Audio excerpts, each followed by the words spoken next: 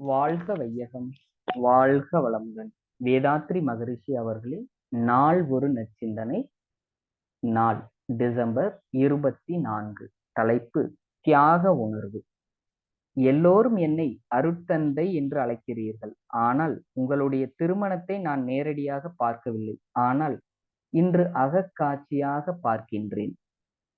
நீங்கள் சாதாரணமாக பெண்மையை புகழ்ந்து பாராட்ட வேண்டும் என்ற தேவையே இல்லை. உள்ளதை பாராட்டினாலே போதும். சாப்பாடு செய்து போட்டால் ரொம்ப நன்றாக இருக்கின்றது என்று சொல்லலாம். இல்லையா? நாக்கு வராது. அதை மாற்றிக்கொள்ள வேண்டும். இனிமேல் காலை முதல் மாலை வரை யார் நன்மை செய்தாலும் நன்றி பாராட்ட கற்றுக்கொள்ள வேண்டும். அது பண்பாட்டின் உயர்வு. இனிமேல் இந்த பண்பாடு எல்லா இடத்திலும் வர வேண்டும்.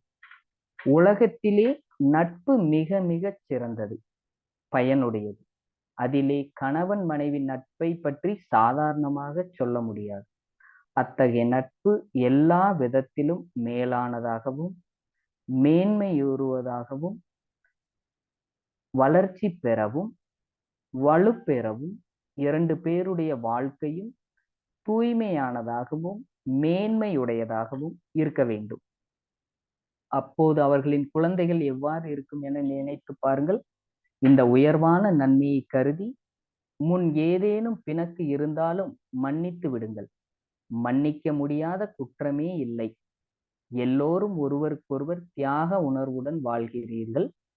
அந்த உணர்வையே நினைவில் வைத்துக்கொண்டு சிறு சிறு குற்றம் குறைகள் இருந்தால் அவைகளை எல்லாம் போக்கிக் கொண்டு மகிழ்ச்சியுடன் வாழ உங்கள் அனைவரையும் இறைநிலையில் மனதார மனதை நிறுத்தி வாழ்த்துகின்றேன்.